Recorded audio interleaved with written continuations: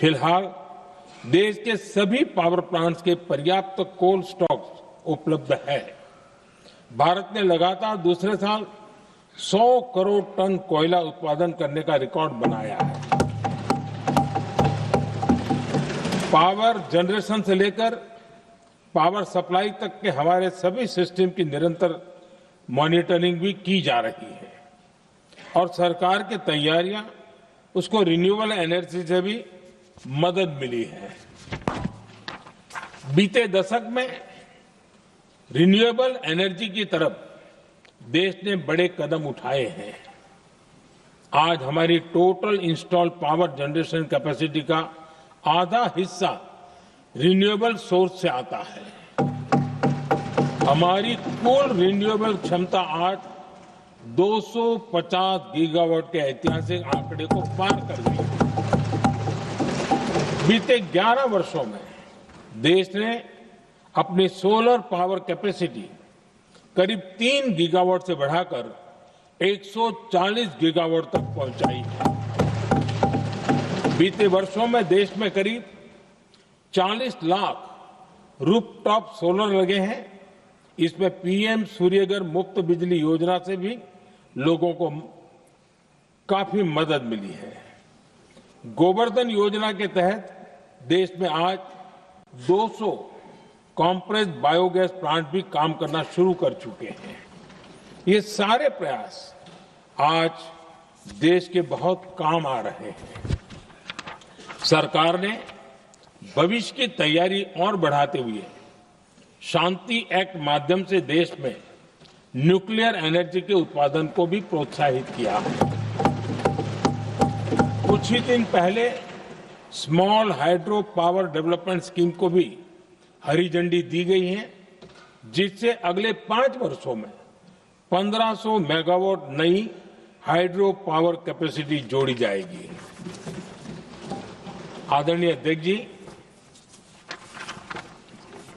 जहां तक डिप्लोमेसी की बात है, भारत की भूमिका स्पष्ट है।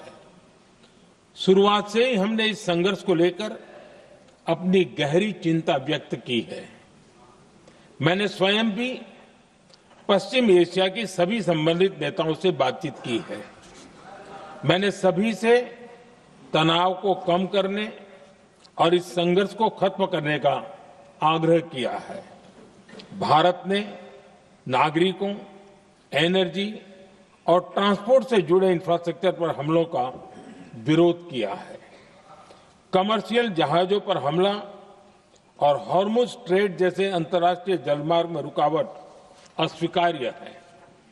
भारत डिप्लोमेसी के जरिए युद्ध के इस माहौल में भी भारतीय जहाजों के सुरक्षित आवागमन के लिए निरंतर प्रयास कर रहा है।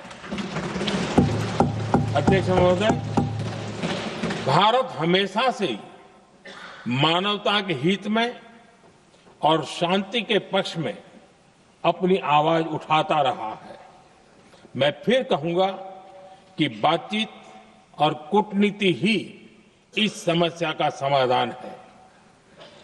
हमारे हर प्रयास तनाव को कम करने, इस संघर्ष को समाप्त करने के लिए है। इस युद्ध में किसी के भी जीवन पर संकट मानवता के हित में नहीं है। इसलिए भारत का प्रयास सभी पक्षों को जल्द से जल्द शांतिपूर्ण समाधान के लिए प्रोत्साहित करने का है। अध्यक्ष जी, जब ऐसे संकट आते हैं तो कुछ तत्व इसका गलत फायदा उठाने की कोशिश भी करते हैं। इसलिए कानून व्यवस्था सुनिश्चित करने वाली सभी एजेंसियों को अलर्ट पर रखा गया है। कोस्टल सिक्योरिटी हो, बॉर्डर सिक्योरिटी हो, साइबर सिक्योरिटी हो, स्ट्रेटेजिक इंस्टॉलेशंस हो, सबकी सुरक्षा को और मजबूत किया जा रहा है। अध्यक्ष जी, इस युद्ध के कारण दुनिया में जो कठिन हालात बने हैं, उनका प्रभाव लंबे समय तक बने रहने की आशंका है। इसलिए हमें तैयार रहना होगा। हमें एकजुट रहना होगा।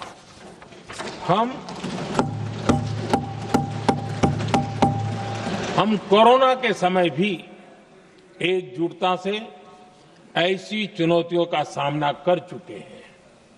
अब हमें फिर से उसी तरह तैयार रहने की आवश्यकता है। धीरज के साथ, संयम के साथ, शांत मन से हमें हर चुनौती का मुकाबला करना है और यही हमारी पहचान है, यही हमारी ताकत है। और हां, हमें बहुत सावधान और सतर्क भी रहना है।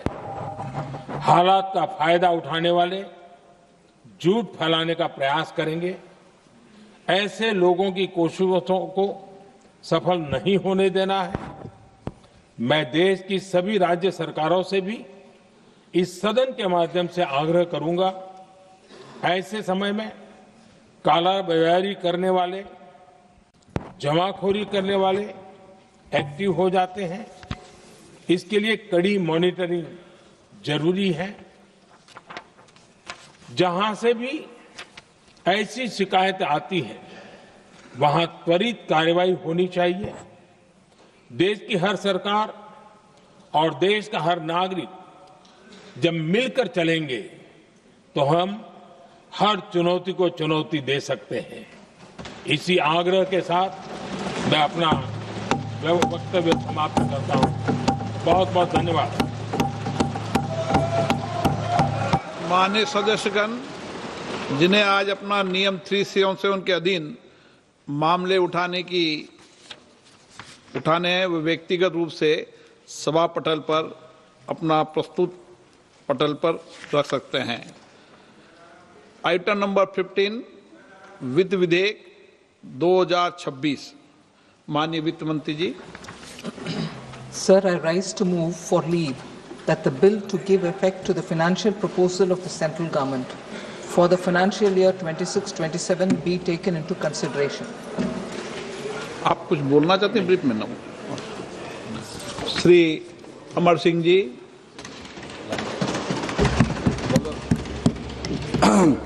धन्यवाद स्पीकर साहब, मुझे ये मौका देने के लिए, क्योंकि फाइनेंस बिल जो है ये वो इंस्ट्रूमेंट है, ये वो साधन है जिसके माध्यम से सेंट्रल गवर्नमेंट टैक्स लगा के പ്രധാനമന്ത്രി നരേന്ദ്രമോദി ലോക്സഭയിൽ സംസാരിക്കുകയായിരുന്നു. രാജ്യത്ത് അപ്രതീക്ഷിതമായ ചില വെല്ലുവിളികളുണ്ട്, ഊർജ്ജ പ്രതിസന്ധിയുണ്ട്. കർഷകർക്ക് വേണ്ട എല്ലാ സഹായങ്ങളും നൽകും. ഇത് പരിഹരിക്കാൻ വേണ്ടിയുള്ള കൃത്യമായ ഇടപെടലുകൾ കേന്ദ്ര സർക്കാർ നടത്തുന്നുണ്ട് എന്നാണ് പ്രധാനമന്ത്രി ലോക്സഭയിൽ വ്യക്തമാക്കിയിരിക്കുന്നത്.